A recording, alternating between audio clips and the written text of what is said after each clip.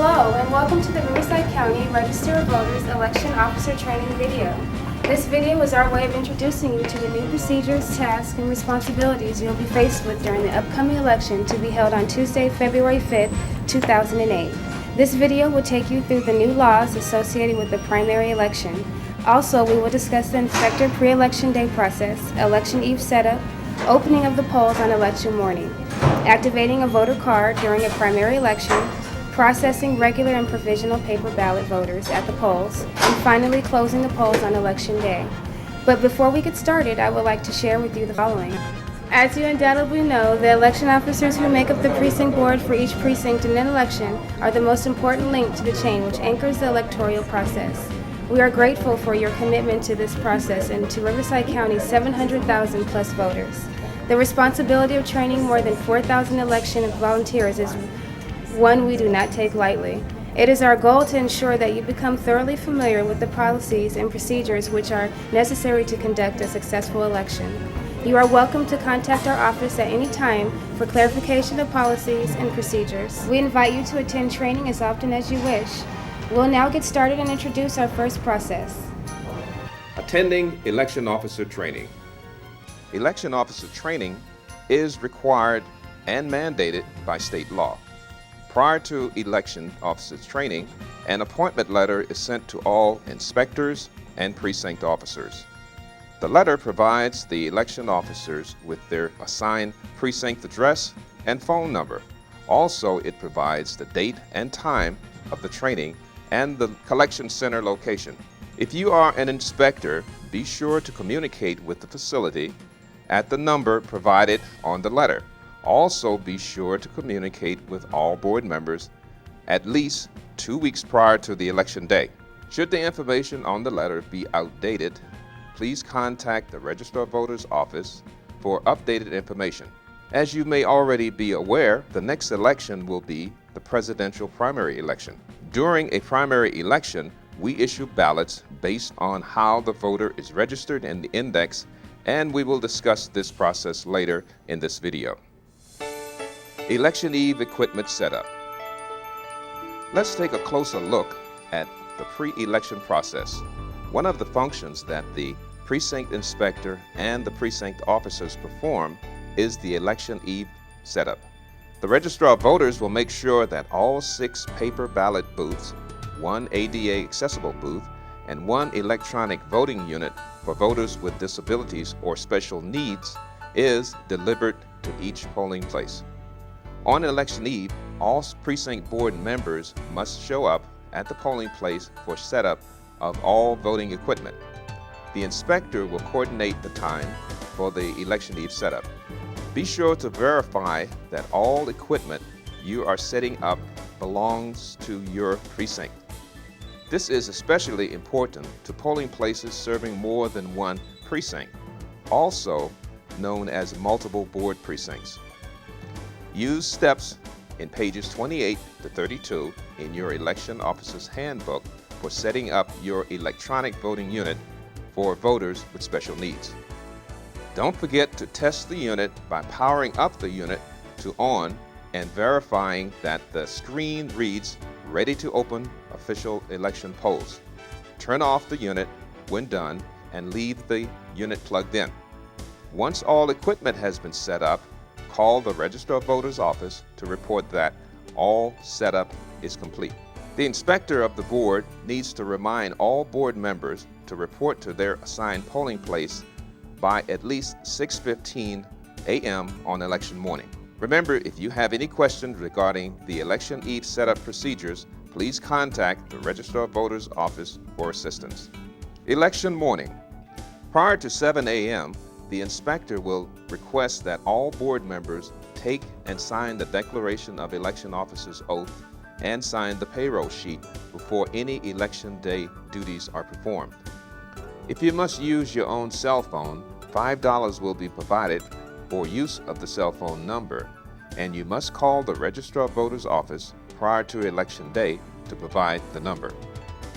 All payroll sheets will be picked up by the range inspector assigned to each polling place.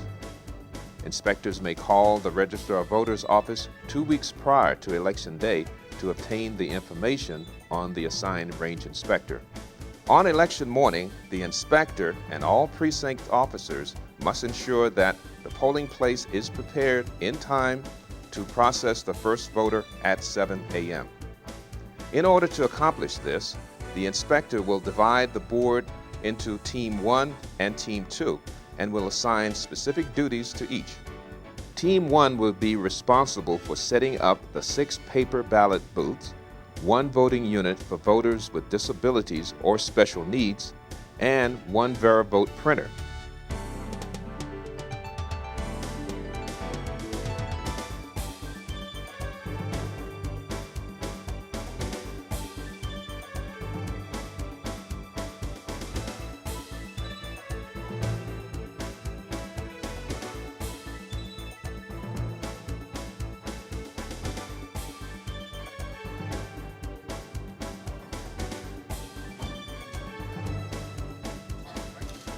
Team 2 is responsible for setting up the voter processing table, flags, and signs, etc. At 7 a.m., one or all board members must proclaim that the polls are open. Processing voters on election day. On election day, 2 board members will be processing voters at the voter processing table. The inspector will decide who will be assigned this duty and the part of the alphabet A through L or M through Z to work on. Processing voters becomes more complex during primary elections, but if you follow the simple steps we're about to explain, it should be relatively easy to do. The first rule this upcoming election is to always issue ballots based on how the voter is registered, as shown in the combined roster and index combined voter roster list. In the combined roster and index, locate the voter's name and confirm the address provided. Check the voter's vote by mail/ID required column to determine if the voter is a vote by mail, inactive, or an ID required voter. If the voter's status shows VM or vote by mail, then the officer must ask the voter to surrender the ballot issued. Highlight in yellow the VM or the words vote by mail upon the voters surrendering their ballot. Inactive voters simply confirm that the address is still the same. If different, the voter must vote by a provisional ballot. Highlight in yellow the words inactive voter upon verification of the voter's address to show that the address was verified, and the words ID required to show that the voter provided acceptable ID. If the voter is a HAVA ID required voter, he or she must present an ID. HAVA is Help America Vote Act, and this means this person is a first-time voter who has not yet provided all of the required identification. Please review the list of acceptable identification documents for voters with ID required status. Instruct the voter to sign and print his or her address on the appropriate blank line in the combined voter roster list.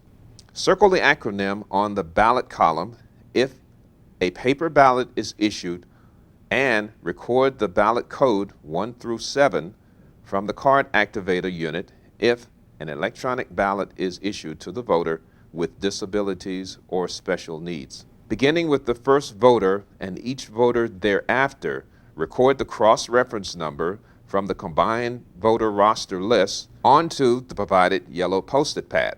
Beginning at 8 a.m., highlight the cross-reference number in the roster precinct street index every hour up to 6 p.m. Place the roster precinct street index by the front door, on a table, chair, or taped to the wall. Primary election rules for paper ballots and electronic ballot issue. In California primary elections, ballots are issued according to the political party affiliation at the time the voter registers to vote.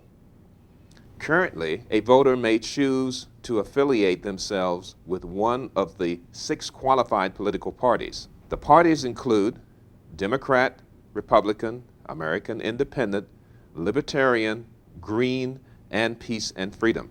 When a voter arrives to vote at the polling place, The precinct officer will be able to determine how the voter is registered by looking at the ballot chosen column in the combined roster and index combined voter roster list.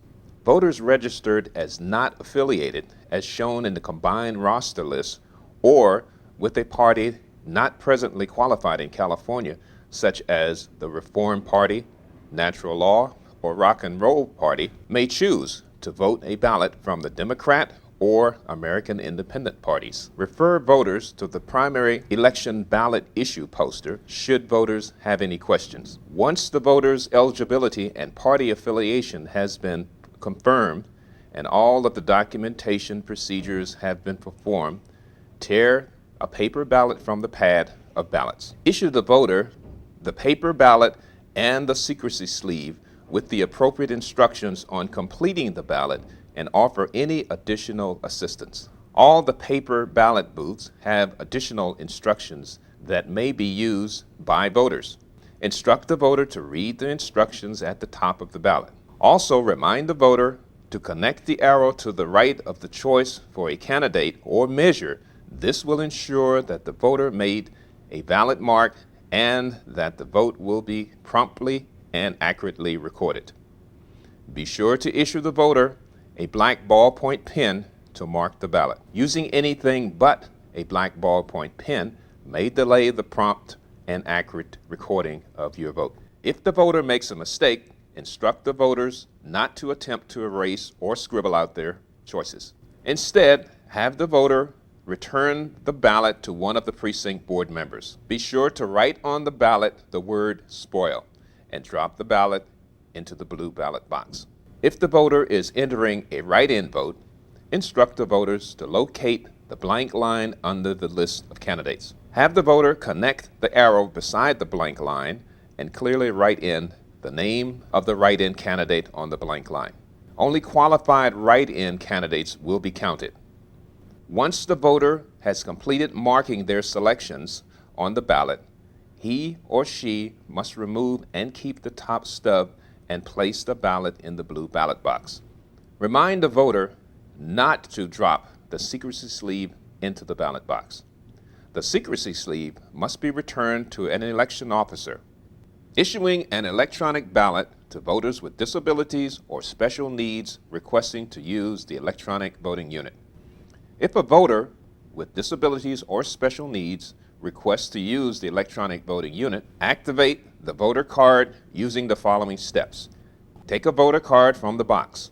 With the yellow arrow pointing down, place the card into the yellow slot and push all the way down until it lodges into the card activator. The prompt will change to enter ballot code. Enter the ballot code number for the voter's party as indicated in the combined roster and index combined voter roster list. The LCD screen will display BS1-DEM1 OK if you activate a Democratic ballot. For not affiliated registered voters who choose to vote a Democratic or an American Independent ballot, enter on the card activator keypad 1 for Democrat or 3 for American Independent. Refer to the electronic and paper primary ballot issue guide for the proper activation of a voter card. Press yes to confirm the party, then press yes again when prompted to activate this card. The activated card will pop up and the prompt will return to please insert voter card. Issuing paper provisional ballots. Processing paper provisional voters can be simple if the following steps are followed. Remember, the provisional voters procedures are used whenever a voter's eligibility to vote cannot be immediately determined at the polling place. These voters will be issued a paper or electronic provisional ballot, which will be counted if and when the voter's eligibility is confirmed by the Registrar of Voters. Some examples of situations which may result in the issuance of a provisional ballot are a voter who is indicated in the combined roster and index to have requested a vote by mail ballot but cannot surrender it at the polling place.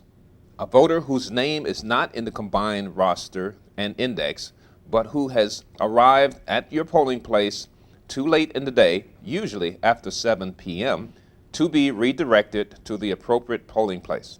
A voter who is registered in another Riverside County precinct but now resides in the precinct served by your polling place.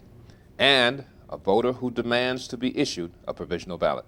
Please note that a voter has the right to cast a provisional ballot if his or her name is not listed in the combined roster and index.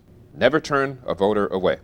When issuing a paper provisional ballot, begin by issuing the voter a blue paper provisional ballot envelope and inform the voter to complete and sign the envelope.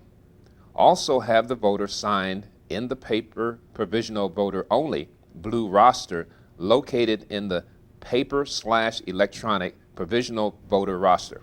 Issue the voter a provisional voting information card which informs the voter why they are being issued a provisional ballot.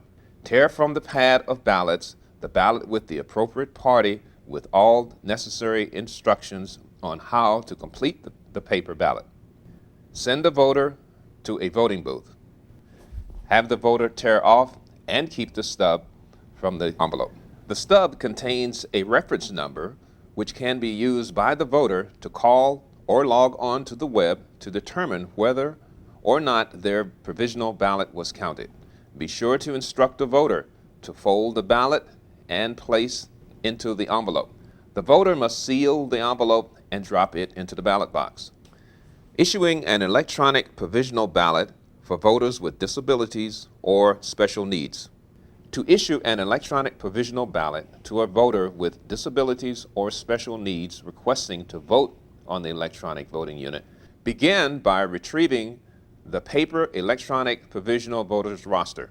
Use the electronic provisional ballot issue guide to properly process a provisional ballot. On the paper/electronic provisional voter roster inner block, make sure you indicate the reason for issuing the provisional ballot on the Reason for Issue section by marking the appropriate circle. If you issue a provisional ballot for any reason not listed, check the Other box and you must tell us why. Next, have the provisional voter sign and complete the right side of the entry block of the roster as shown. Remind the voter that they must tell you the party they are registered with. Once the provisional documentation procedures have been performed, retrieve your provisional ballot issue guide and follow the steps on the back to properly activate the voter card. Note that on the back side of the guide, we have listed all the political parties and how to properly activate the voter card based on what the voter claims to be registered. Remove a voter card from the box and place it in the card activator. The prompt will change to enter ballot code. Enter the party code as noted in the combined roster and index, or based on the voter's claim of party affiliation. Record the party code in the party code line of the provisional voter roster entry block. Press yes to confirm ballot party code. The prompt will change to activate this card. Press the 0 on the card activator keypad to designate activation as a provisional ballot voter card. The prompt will change to provisional voter. Press yes to confirm the provisional voter status. The prompt will change to copy ID and press enter on the first line of the display. The second line of the display will show the voter's ID number, which always begins with an A. Record the ID number from the second line of the card activator display onto the voter entry block in the provisional voters roster. Copy ID number from the display line and on the provisional ballot status card. Press enter to complete activation of the provisional ballot voter card.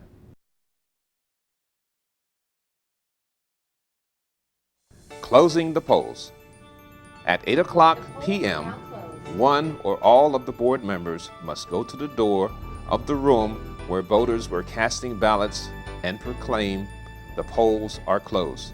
The inspector again will divide the board members into Team 1 and Team 2 in order to expedite the closing process. Team 1, which includes the inspector and a board member, should immediately begin closing procedures on the electronic voting machine and the paper ballot voting booths. Team 1 will complete the electronic/paper ballot statement using the information on the electronic voting machines. Also, the inspector will be responsible for obtaining from Team 2 the totals for all paper ballots cast.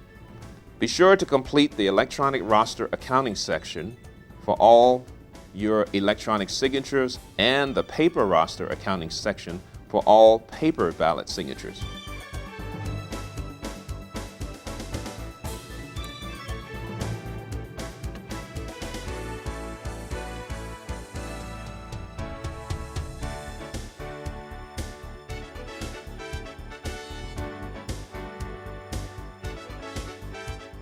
Team 1 should then extract from the voting unit the result cartridge and place in the clear plastic official returns envelope and seal it. Place the cartridge inside the voted paper ballot carton.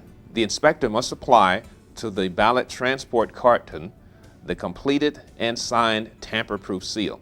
The inspector and all board members will sign the certificate of completion. The inspector will place all unvoted, spoiled, and canceled paper ballots in the appropriate ballot transport carton. The unvoted paper ballot seal must be completed, signed, and applied to the ballot transport carton. Team 2 will count all electronic and paper signatures located in the combined voter roster list A through L, M through Z, curbside voter roster, and authorized voter list. The ballot box will be opened and Team 2 will complete the information-only section of the certificate of completion. Team 2 will sort and hand count all paper ballots from inside the ballot box. Team 2 must place all vote-by-mail ballots inside the vote-by-mail ballot bag and all provisional voted paper ballots inside the voted provisional ballot bag. Place these bags into the red transport bag. Place all precinct-specific items, such as the voter roster, inside the red transport bag. Reversing the steps used in setting up the voting units, disassemble the voting units. Secure the facility in the manner you have been instructed by the site contact. The inspector must post outside of the polling place precinct posting, which contains information to the public on the number of paper ballots cast, number of provisional ballots cast, the number of electronics ballots cast, and the number of provisional electronic ballots cast. The inspector and another board member in the same vehicle must transport to the collection center the sealed carton with the results cartridge and voted ballots, the unvoted ballot transport carton, the red transport bag, and the blue ballot box containing one card activation unit, one VeriVote printer, and miscellaneous election supplies. We have provided a collection center map for you in the red transport bag. At the collection center, have the voted and unvoted sealed transport carton and the red transport bag on your lap, ready to issue to a collection center staff member. Remember, all closing documents must be completed and signed by all board members. The electronic/paper ballot statement, the certificate of completion, the seals for unvoted and voted paper ballots, and precinct posting. We hope you can now feel more comfortable with each of the procedures we have shown you in this video. Always keep your election officer handbook handy so that you can refer to it. And please remember that you can call us at any time if you have any questions. Again, we would like to take the time to thank each and every one of you for all you do and your continued support. And best wishes on a successful election.